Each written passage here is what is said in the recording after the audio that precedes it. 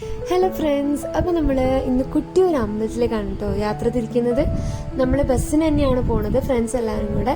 അപ്പോൾ നമ്മളിങ്ങനെ പോയിക്കൊണ്ടിരിക്കുമ്പോൾ കേളകം വരെയൊന്നും പ്രശ്നം ഉണ്ടായിരുന്നില്ല. പക്ഷെ കേളകം കഴിഞ്ഞപ്പോഴത്തേന് നല്ല ട്രാഫിക്കായി. നമ്മൾ 1 കിലോമീറ്ററോളം നമ്മളിങ്ങനത്തെ ബസ്സിൽ നിന്ന് ഇറങ്ങി നടക്കാനുണ്ടായത്. നമ്മളങ്ങനെ ഒരു വിധം അവിടെ എത്തി. അക്കരെ കൊട്ടിയൂരിൻ്റെ ഉള്ളിലേക്ക് കടന്നപ്പോൾ കണ്ട കാഴ്ചയാട്ടോ ഇത്. ഇത്രക്കധികം ജനങ്ങളാണ് ഇവിടെ വന്ന് തൊഴാൻ വേണ്ടിയിട്ട്. ഇന്ന് വീക്കെൻഡും കൂടി ആയതുകൊണ്ട്, സാറ്റർഡേ സൺഡേ ആയതുകൊണ്ട് നല്ല തിരക്കായിരുന്നു. നമ്മളിതേ അങ്ങനെ വെള്ളത്തിലിറങ്ങി നിന്ന് കാലൊക്കെ കഴുകാന്ന് വെച്ചാൽ നല്ല തിരക്കും നല്ല ഒഴുക്കും ഉണ്ട്. അപ്പം നമ്മൾ കയറൊക്കെ കെട്ടി വെച്ചിട്ടുണ്ട്. അവർ അത്രയും ജനത്തിരക്ക് നിയന്ത്രിക്കാൻ അവർ മാക്സിമം ശ്രമിക്കുന്നുണ്ട്. അപ്പം നമ്മളങ്ങനെ ഉള്ളിലേക്ക് കടന്നു. നല്ല തിരക്കുണ്ട്.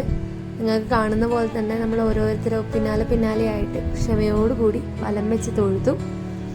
ഈ ഒരു സമയം, വൈശാഖോത്സവത്തിന്റെ സമയത്ത് കൊട്ടിയൂർ അമ്പലത്തിലെ ദർശനം എന്ന് പറയുന്നത് അതൊരു വളരെ എന്താ പറയാ, അത്രയും സന്തോഷമുള്ളൊരു കാര്യമാണ്.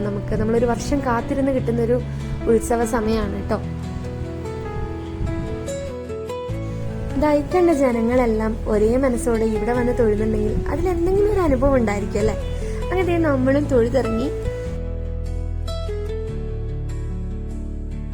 ഉത്സവം കഴിഞ്ഞാൽ പിന്നെ നമുക്ക് എന്താ ലക്ഷ്യം? നമ്മുടെ ചന്ത തന്നെ. അപ്പൊ നമ്മൾ ഉത്സവ ചന്തയിലും കൂടി ഒന്ന് കയറി ഇറങ്ങിയിട്ട് പോകാന്ന് വെച്ചു. ഒന്നും വാങ്ങിയിട്ടില്ലെങ്കിലും നമുക്ക് അവിടെ ഒന്ന് കയറി ഇറങ്ങുന്ന ഒരു മനസ്സുഖം തന്നെയാ. അപ്പൊ ഇത്രയ്ക്കേ ഉള്ളൂ കേട്ടോ. ഇന്നത്തെ ദിവസം ഇങ്ങനെ കഴിഞ്ഞു.